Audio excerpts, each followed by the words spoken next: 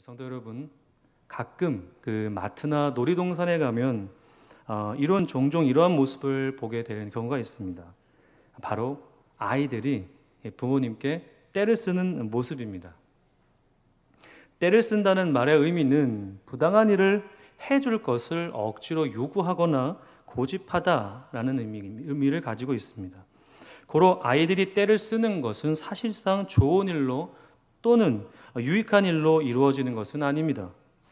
이것은 자기가 원하는 것을 얻기 위해서 억지를 부리는 것이라고 할 수 있죠. 그런데 참으로 신기한 것은 이러한 떼쓰미 부모에게 통한다는 것입니다.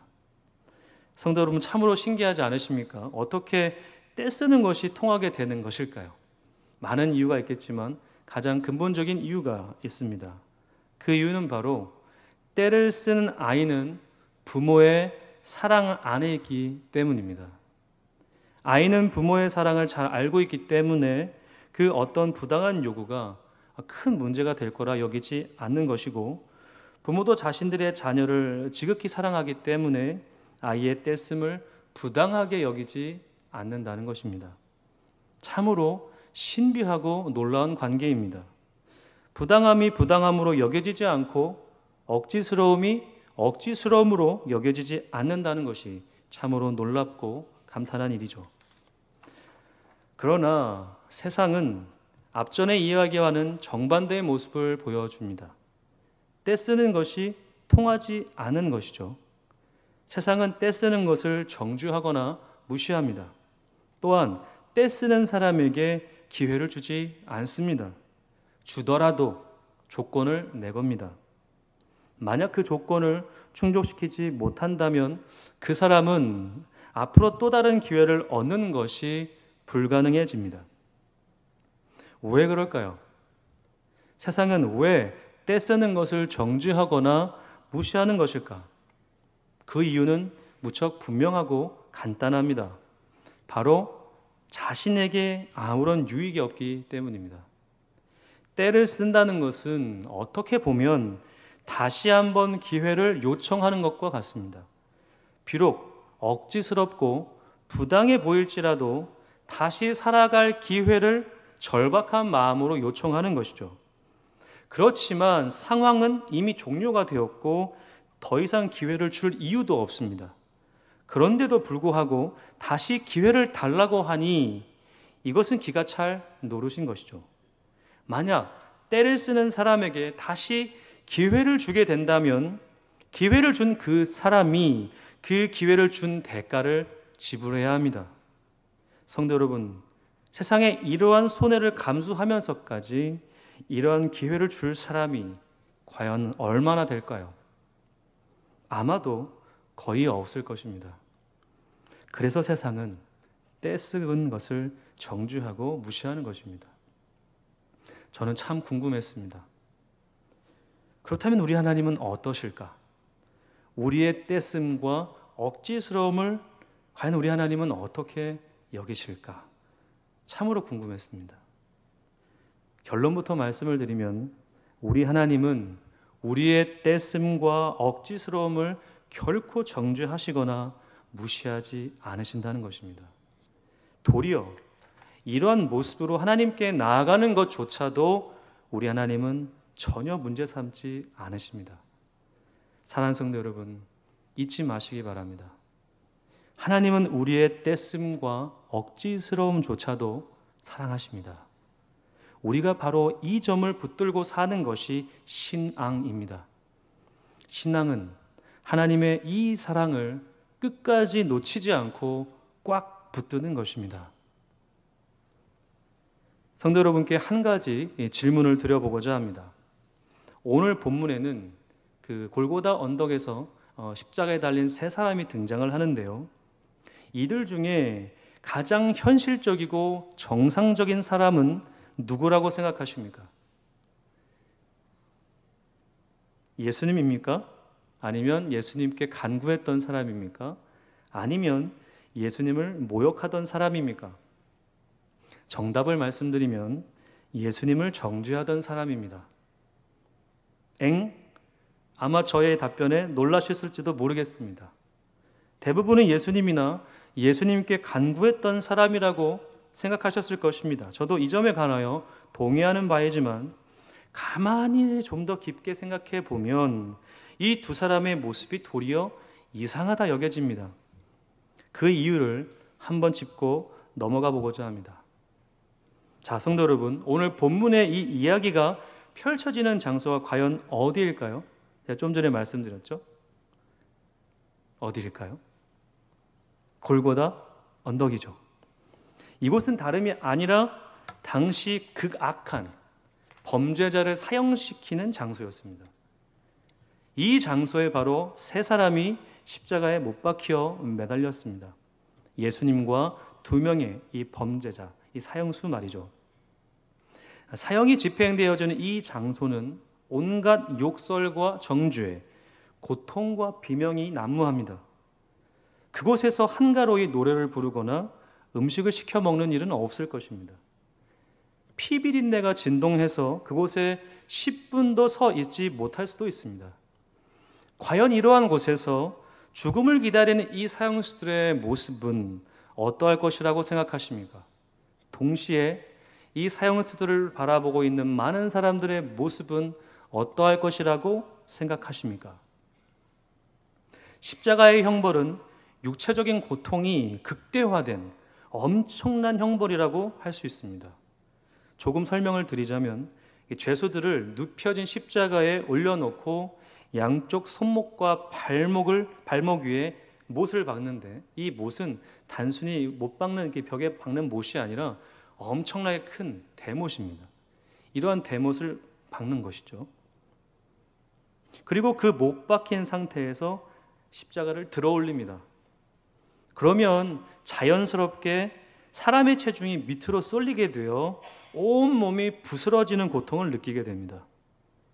십자가에 달리게 되면 고통으로 쇼크살을 하거나 아니면 온몸의 피와 수분이 빠져나와 과다출혈로 죽게 됩니다.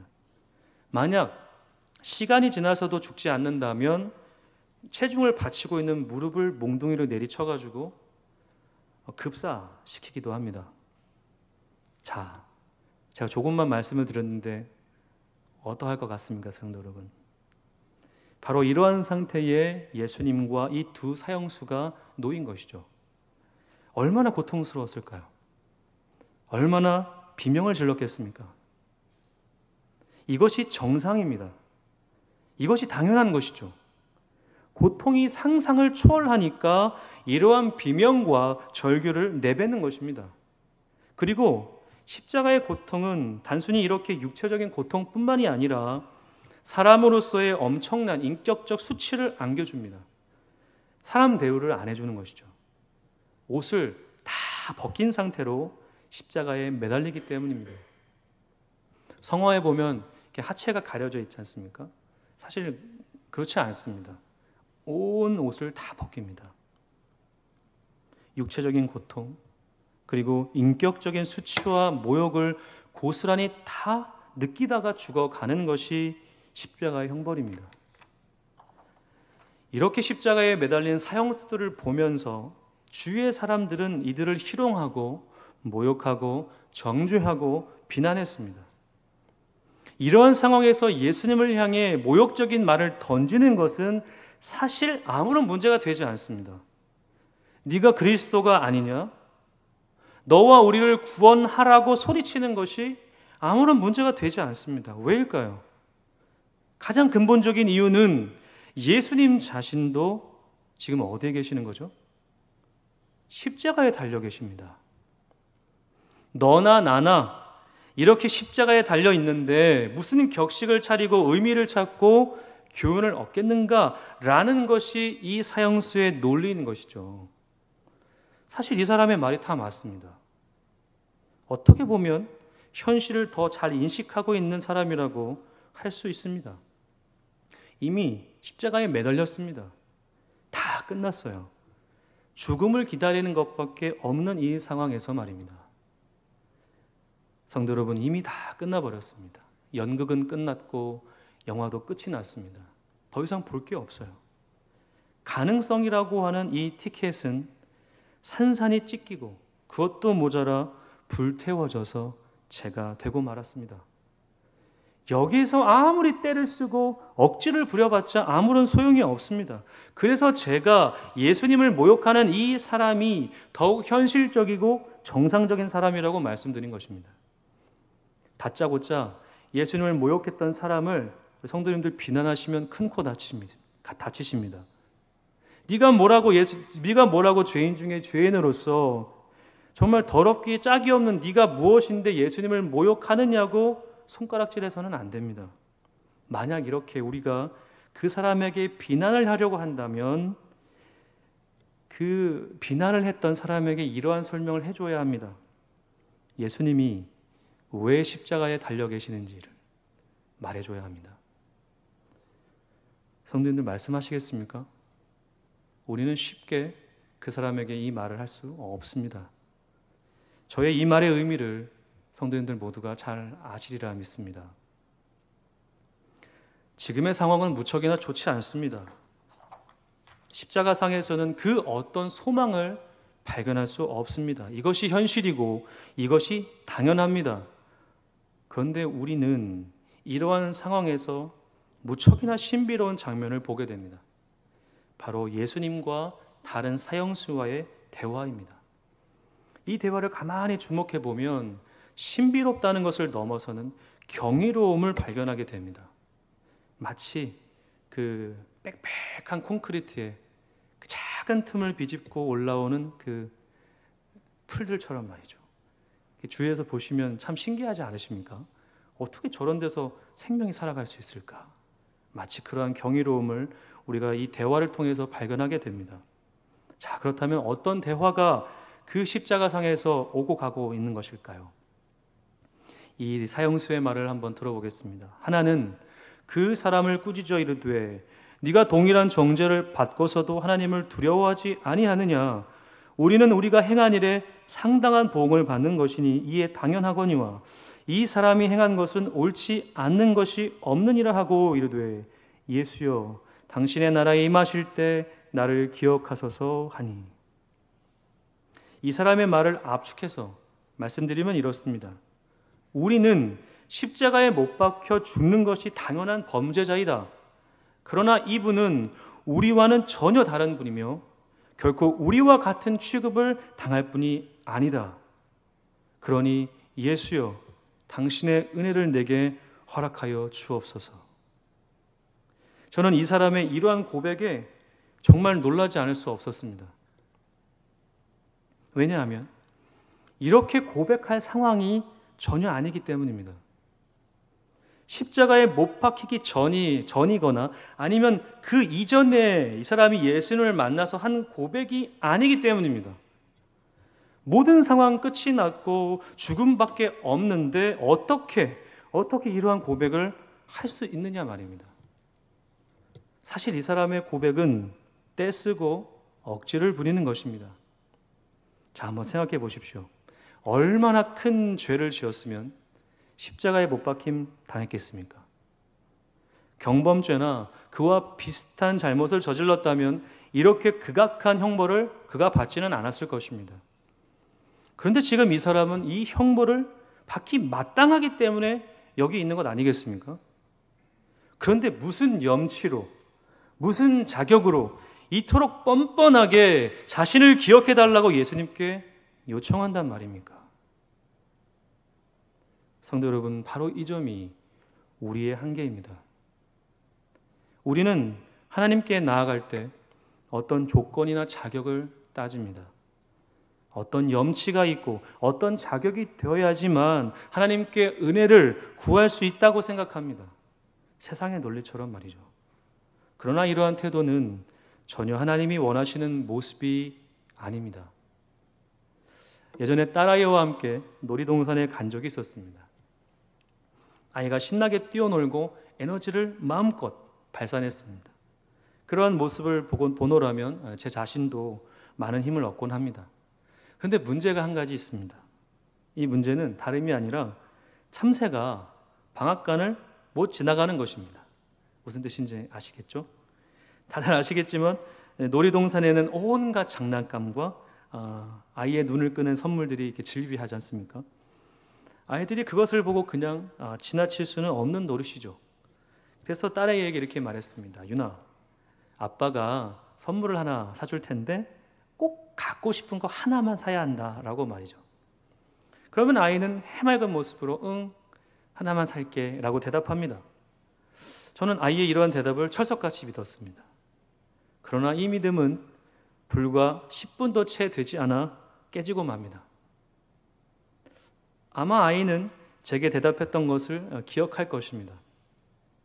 하나만 사겠다는 약속을 말이죠. 그러나 저는 알면서도 속아줍니다. 그렇게 속아준 것이 아마 과장을 좀 해서 한 100번쯤은 될 것 같습니다. 그런데 참으로 이상한 것은 그런 아이가 밉지 않는다는 것이죠. 상황은 안 사주는 것이 맞습니다. 혼을 내야 하는 것일 수도 있죠. 그런데 그것이 잘 안 됩니다. 아이가 기뻐하는 모습을 보면 어느샌가 혼내야겠다는 마음이 싹 사라지고 맙니다. 성도 여러분, 한번 생각해 보셨으면 좋겠습니다. 성도님들의 자녀들이 성도님들께 나아올 때 쭈뼛쭈뼛하고 엄청나게 격식을 차리며 존대를 꼬박꼬박하고 용돈을 못 드리면 무척이나 괴로워하며 좋은 성적을 얻지 못하고 유명한 대학이나 회사에 들어가지 못함으로 인해 부모님 낯을 뵙지 못하겠다고 방 안에서 나오지 않는다.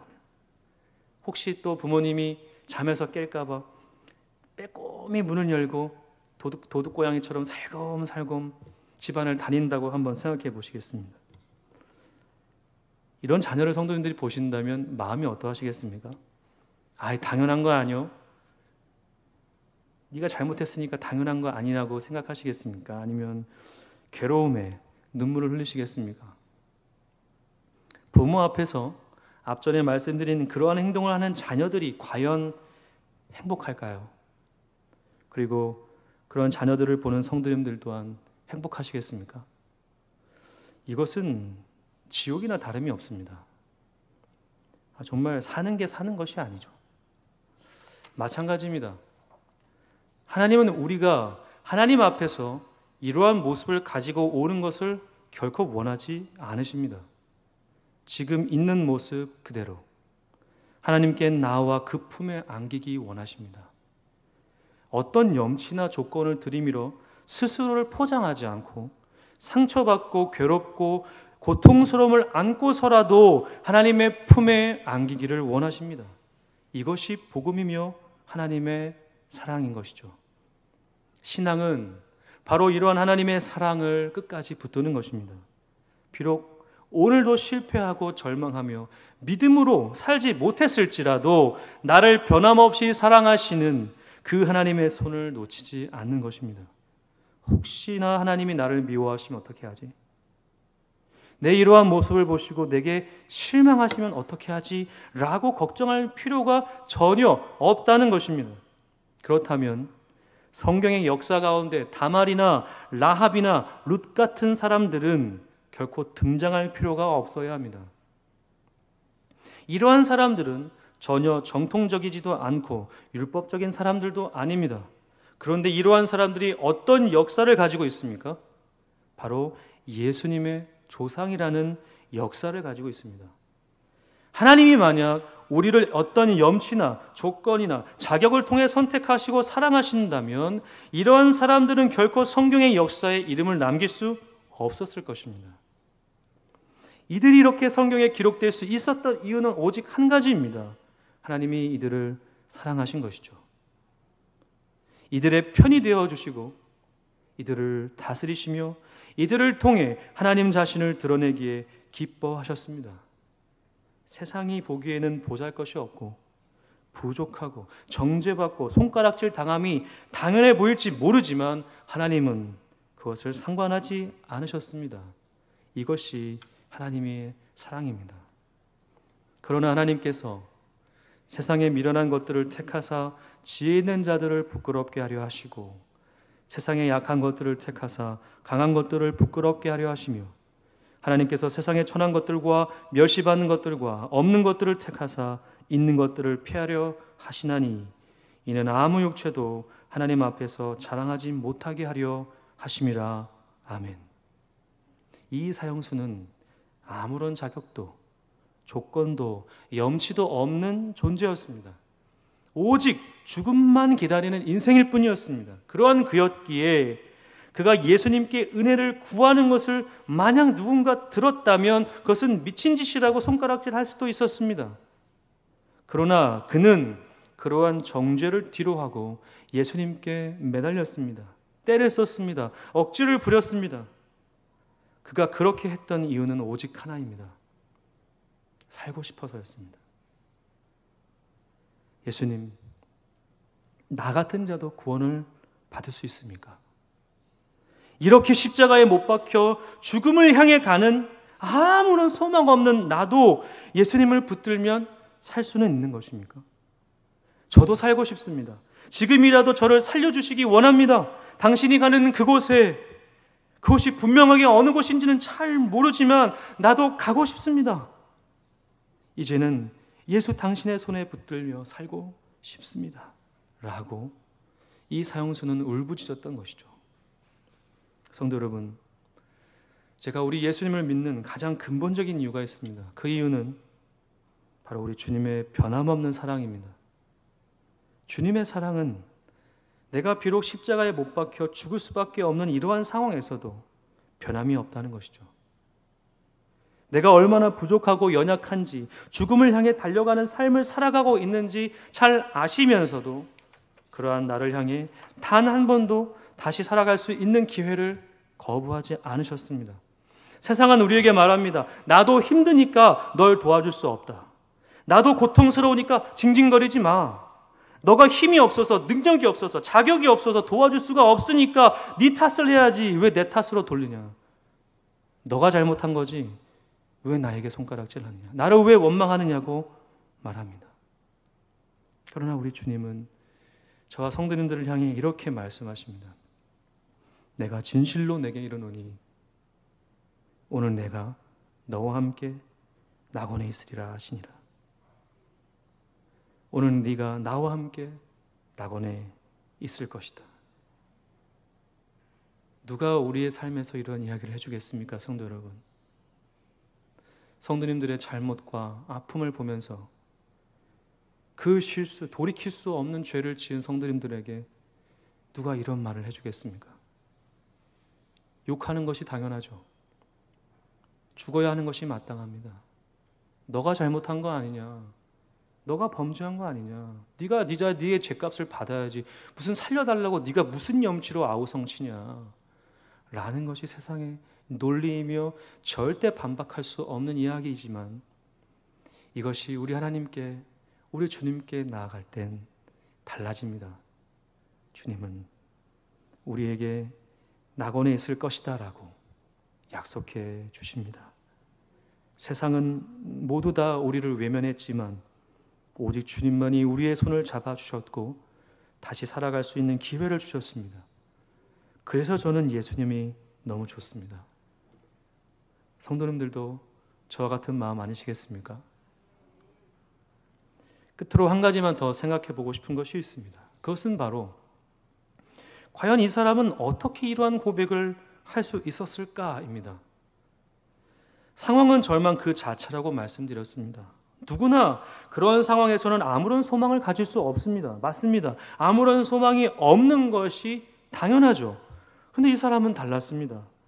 그는 무엇을 과연 보게 된 것일까? 어떻게 십자가의 이 고통을 견디면서 예수님께 이러한 엄청난 고백을 할 수 있었을까요? 그 이유는 이렇습니다. 아주 중요한 이유입니다. 잊지 않으셨으면 좋겠어요. 그 이유는 바로 이 절망 같은 인생 속에 우리 주님이 계셨기 때문입니다. 만약 주님이 십자가의 고통을 거부하셨더라면, 다른 방법으로 죄인들을 구원하려 하셨더라면, 화려하고 멋진 곳에서 하나님의 그 뜻을 이루려고 하셨더라면 이 사람의 이러한 고백은 처음부터 존재할 수 없었습니다. 이 사람은 예수님에 관하여 이렇게 말했습니다. 이 사람이 행한 것은 옳지 않은 것이 없도다라고 말입니다. 이 말은 그가 예수님이 행하신 일들에 관하여 듣고 본 바가 분명히 있었다는 것을 의미합니다. 그냥 단순히 십자가에서 즉흥적으로 생각해내서 말해야겠다고 한 것이 아니라는 것이죠. 어떻게 성도 여러분 그 자리에서 즉흥적으로 예수님께 그 은혜를 구하겠습니까? 그 고통 가운데. 말도 안 되죠. 그는 예수님에 관하여 본 바가 있었던 것입니다. 비록 십자가에 못 박히기 전에 이러한 고백을 한 것은 아니지만 이렇게 절망스러운 상황 속에서도 그는 이 예수님을 붙든다면 구원을 얻는다는 확신이 그에게 있었던 것이죠. 보다 중요한 것은 그의 이러한 고백은 주님이 그의 인생 속에 찾아와 주셨기에 가능했다라는 것입니다. 바꾸어 말하면 예수님은 그를 구원하시기 위해 그 옆에 십자가에 달리신 것입니다. 성도 여러분, 복음서에서 보게 되는 여러 가지 기적의 연속들의 공통점이 있는데 그것이 무엇인지 아십니까? 그 공통점은 예수님이 그 기적의 현장에 계셨다는 것입니다. 그곳에 주님이 없으셨다면 결코 기적의 역사는 존재하지 않았습니다. 한 가지 예로 나사로의 죽음을 보시면 잘 이해가 되실 것입니다. 주님은 나사로가 죽음을 맞이했을 때 그곳에 계시지 않았습니다. 반대로 나사로가 죽음을 벗고 다시 살게 되었을 때 예수님이 그곳에 계셨습니다. 이것이 중요한 것이죠. 성도 여러분, 세상을 살아갈 힘은 오직 주님이 우리와 함께 하심으로 얻게 되는 것입니다. 믿으십니까? 기도를 할 수 있는 것도 주님이 기도를 듣고 응답하시기 때문이며 우리가 믿음으로 살아가야 하는 것도 주님이 우리에게 믿음의 본이 되어주시기 때문이며 고통과 고난을 견디는 것도 주님이 우리를 붙들어 주시기 때문입니다. 때문에 성도님들의 인생 가운데에 내가 십자가에 못 박히는 듯한 고통이 찾아올 때 그 가운데서도 담대히 주님께 이렇게 고백하셨으면 좋겠습니다. 주여, 나와 함께 하심을 믿고 구하오니 나를 이 고통에서 건져 주옵소서. 그럼 우리 주님께서 그 고통을 견디고 인내할 힘과 용기를 반드시 부어주실 것입니다. 이 현장에서도, 이 죽음의 자리에서도 하나님의 구원의 은혜가 있었는데 하물며 우리 성도님들의 간구를 우리 주님이 외면하시겠습니까? 저는 성도님들께 이렇게 말씀드리고 싶지 않습니다.